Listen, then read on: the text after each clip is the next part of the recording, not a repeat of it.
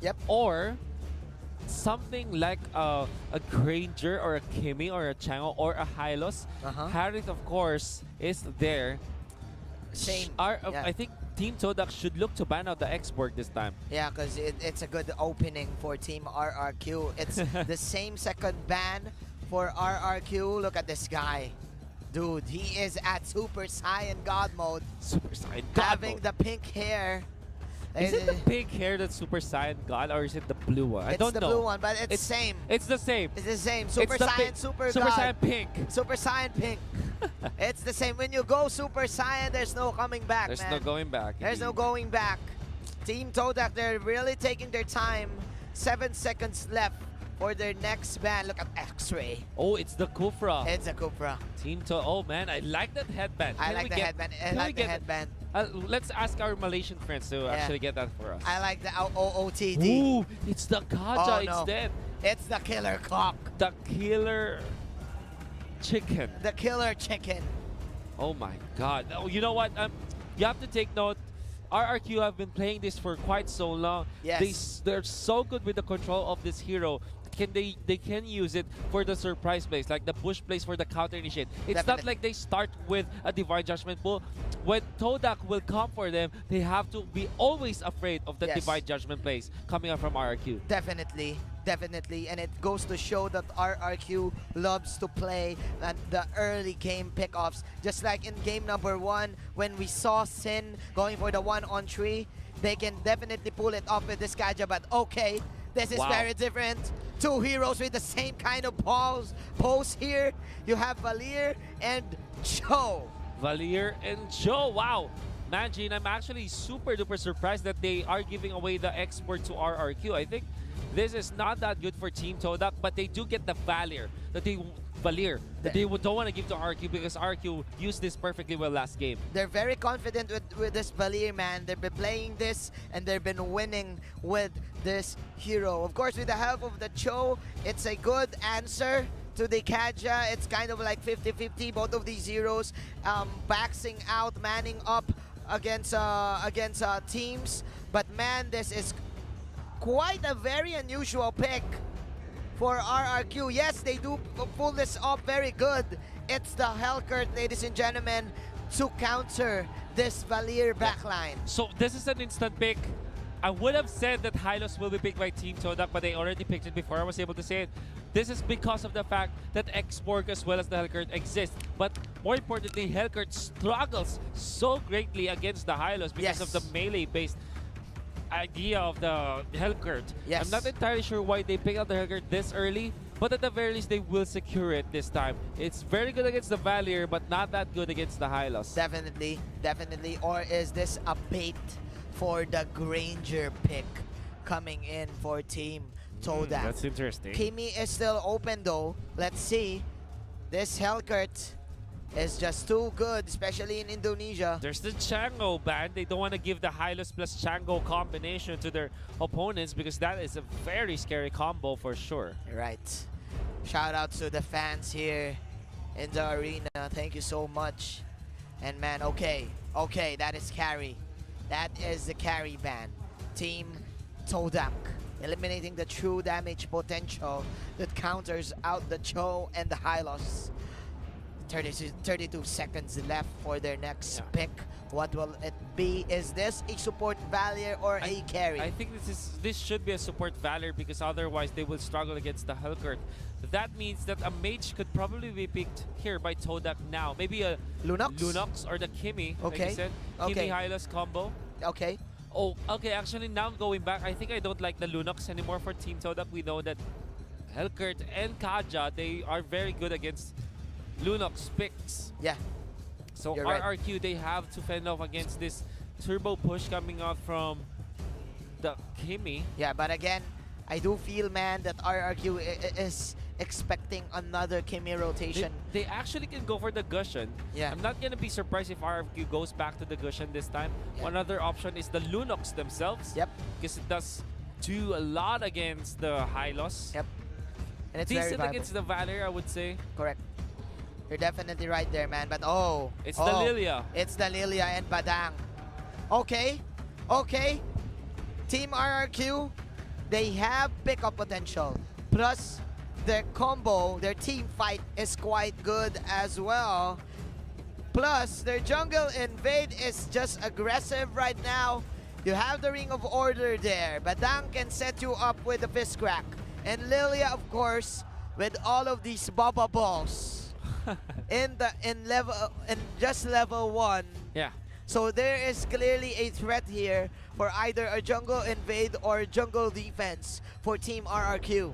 TODAK are taking their time. I think they don't want to get another marksman in here for sure. They will go for the cushion themselves. Now, this is going to be interesting because of the black shoes mechanic from the Lilia. There's a little bit of window for the cushion. If there's a stun coming up from Team TODAK, maybe from the Cho, maybe from the Hylos or the Valier, the cushion can burst down the Lilia before the black shoes can be available. Because if the black shoes has been activated after the combo of the cushion is going to have a hard time. Yes. Or he definitely waste his combo just for the Lilia to pop the black shoes. It's a battle of the bait game, Mr. Wolf. The Gushan can just wait for the black shoes or wait for the black shoes for him to pop that Shadow Blade Slaughter, but we don't know. In terms of draft, I do like RRQ's draft here. It seems like they forced out Team TODAK in picking the in picking the Kimi and picking the Gushan. You know what? It's a Team TODAK going for this fighter type of composition, the assassin fighter without a marksman, which dates back to a very old meta. But I think that during MPL Indonesia Season 4, they also are very happy to pick the Badang with the Hellcurt, because what it does is that it pushes the tempo, right? Yes. With the Lilia in it, there's so much strength in the mid game from this lineup. They have a little bit of late game prowess comparably, but of course that will not match against the marksman. But since they're up against a Gushan and a Kimi, they're quite comfortable with this, even when the game goes late. Definitely. So I think the Team RRQ, they have their bases covered. They know that they can transition from the mid game into the late game, not because of their heroes alone, but because of how the heroes that they have scale with and comparably to their opponents. Yeah, exactly. Plus, they do have the Cho here for instant pick-offs. Let's see, ladies and gentlemen, is this another ownage for the side of Team RRQ, or will X-Ray, the clutch player, X-Ray, the X Factor, can they pull off a salvage here for game number 1? Let's look at the map. Ladies and gentlemen, Team RRQ, they're going to the blue side now. Blue side this time for RRQ as they get a first pick. Red side for Team TODAK. And if you are a fan of Team TODAK, you have to raise your hands for the Malaysian crowd, for the Malaysian team. Let's do it. And RRQ from Indonesia, they have a lot of support for sure. Some of them even flew in here to support the team. Yeah, some of them even have drummers. They have drummers. They have a cheering squad. They have a cheering squad. In the arena. That's how. This is esports now, man. This is esports in it. I think the game is ready, Maggie. Let's hop into game number 2. Let's do it. Smash them. Smash them again. All troops deployed. Says the announcer. X-Ray will be using the Cho, Moon as this Gushan, Ino as this Hylos, Siku as the Kimi, and Nenas as this Balir. From RRQ, it's Vin on this Kaja. It's Sin once again on the Hellcurt. It's Liam on this X-Borg, Tuturu on this Badang, and Lemon on this Lilia. We are at 30 seconds here, and both of the teams going in for the early mid laner plus tank mid lane. Lilia and the X-Borg immediately going to the core guard, but meanwhile here in the bottom side, Siku and Nanas, they will poke out the Kaja. So it's all up.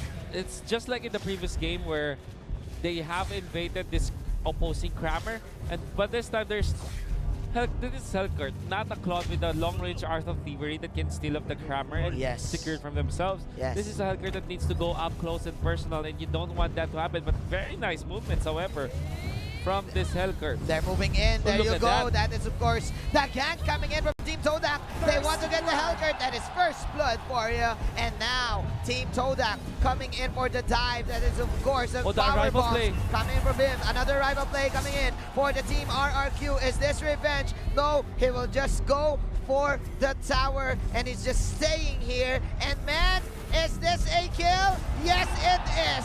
Moon, he will pop the slaughter, he will die, but it's mission accomplished for Team TODAK.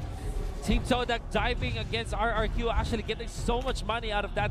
If the Gushan survived there, it was perfect for Team TODAK. However, RRQ was able to defend, so this is a 3-4-1 exchange down the bottom, but with Lemon in here, I think they're gonna push the tempo into the bottom lane. Yes, they will. It definitely created space for Badang as well to farm Totoro right now, having the Vampire Mallet, ladies and gentlemen, and he can actually go for an instant sustain here in his lane. Now, Team RRQ, they are lurking towards the Turtle Pit. This is it. They want this. Lemon is at level 5. Yon Ino doesn't even have the Glorious Pathway yet, waiting for the right time and right opportunity to strike. A slither of experience needed. There you go. All of the ultimates are now online. It's the Gusha. You don't want to give the buff to Gusha, Manjin. You don't want to give the turtle buff to this killer type of. And if you are the Lilia, you really want to secure this as well. Wave the Dragon's committed. There's going to be a pick of the Glorious Pathway in there as well. They're chasing the Kaja, but the Divine Judgment is going to be there for the clutch play. Almost taking down the Gushan, and the turtle taken by Badang. RRQ, how are they finding these but victories? They want Exborg. They want Exborg. Okay, that is 1-for-1 exchange. Here comes the Ring of Order once again. Last hitting 2, but nice miscrack right here from Badang and the Deadly Group coming in from the damage. X-Ray, is he the X Factor? No, because look at this. Punch, man, Totoro with the punches. He's the better boxer this time, Manjin, comparably to the Cho. I want to have to give it to Vin. Vin played amazingly well. This is why they first picked the Kaja, the comfort, the mastery of this guy on controlling this hero.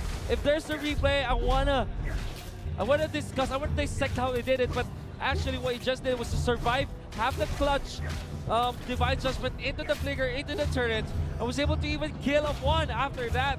Exactly, Mr. Wolf, but as you say this, hold that thought. That is Liam right there, popping the Mirage armor, but again, the Gacha with a Clutch Divine Judgment to counter go. That is the Law and Order coming in from Ino. He will pop the Ring of Punishment. Will he kill Liam? Yes, he will. Vin is here once again. There's no Divine Judgment. Searing Torrent coming in from Nanas. Lemon, he is quite low, but Vin is taken from the side. The Hellgurt, that is the Blink, that is the Deadly Poison Stinger, inflicting more damage. 6-6 is the score. TODAK going in the bottom side. RRQ able to trade for a turret, but now they will get even more. They have the Hellgurt and the Badang. This is heavy hitters even in the early game. 4 minutes and 33 seconds in, a tier 2 turret up top was already taken, and somehow RRQ getting 3,000 gold ahead of TODAK even after struggling in the first minutes. Yes, and man, Sin is at level 8 right now. If we're gonna talk about the first skirmish of this game, it is Sin at the bottom lane, just using his ultimate, the Dark Knight Falls, to help out his team. If we're gonna think about it, that is a 4-on-5 clash in the Turtle Pit. But as I say this... Oh my goodness, that's the Kimmy gonna be picked off. Can they still close out the kill? Exborg is chasing him. It's gonna be a kill on the Cho, but the Kimmy still survives, not for long, as the Kaja finishes off the kill. A 2-for-0 with RRQ starting with a Divine Judgment layered properly with the Dark Knight Falls. Without the vision, Team TODAK cannot save their Kimmy. Oh my. And the Searing Torrent wall, the pushback coming in from this Valier is not enough to get the good disengage that they want. 9-6 is the score, ladies and gentlemen. 77 seconds left for the next turtle. It is clear that RRQ, they know how to play the mid game. It's because of this Kaja. It's because of Vin pulling off the Divine Judgments. That is the Rocket. Liam using the Virago armor to box out and to man up. More damage from Team TODAK. You have to take note, Manji. They already took the blue buff onto the shockers of Team TODAK. That means that this Gusion will not have a buff. They pull up the Hylos and they do have the damage, of course, magic and physical. And some true damage in there to take out the Hylos. Oh! Okay, to the Roo. Okay. Just punching the Cho. Sponging the Cho. Man, Finn right now, as we've said, this is, of course, the confidence coming in from RRQ. This is probably his favorite hero. This is a quick pick from RRQ. Just going in for the Divine Judgment. Who else pulls a Hylos? Nobody. Nobody does that, man. Only here with RRQ, the M1 World Championship, 20,000 gold ahead. We mean in the bank for RRQ with only 16,000 for Team TODAK. That's 7,000 by 7 minutes, even after losing, giving away 3 kills in the early game. Now, Lilia with the blue buff and the turtle buff as well. This Lilia's gonna hurt. This is looking bad for TODAK. What kind of trap card can they pull off, man? Here we go, Totaru going in for the left jab and the right jab. That is, of course, the Dark Knight Boss triple. And again, the Deadly Poison Stinger killing one. But man, Arrival! Sid with the circus place. No, he won't survive this. This is an arrival play. But of course, last insanity to kill this Gusion. And there's another redemption play in the top lane. But killing spree for the Killer Cock. Finn is putting on a show, man. It's the Killer Cock that we know. That is the Kaja, the flying chicken, but this time it's actually destroying the members of Team TODAK. It's gonna be actually the Hylos receiving so much damage from long distance, and the finish off from the Lilia. Again, the turtle buff, HP based damage for this Lilia. Oh my God, Totaru just going in very confident with his fist cracks, and man, look at this. Look at the items of Sin right now. This is what you do. This is how you pull off the Hellcurt. Blade of Despair. Blade of Despair. 8 minutes in with the Nimble Blade already towards the endless battle. The endless battle. That's gonna hurt a lot, man, Gene. Yes, and plus the Ogre Tomahawk. And man, he can just maneuver his way out from the Gusion Blades. That is, of course, the counter. Oh no. Oh no. X-Ray. Look at the damage. Already in half health. Plus, it's not that tanky. He only has around 4,000 health. Was able to clear out the minion wave, but it comes a face crack wave. The dragon gonna be committed. This is just for some control coming out from X-Ray. The fight is still gonna commence, but this is the cutoff coming out from RRQ. If he survives this, it's gonna be good, but it's not possible. It's the ultimate, the fist crack. The fist break into the fist crack. More than enough.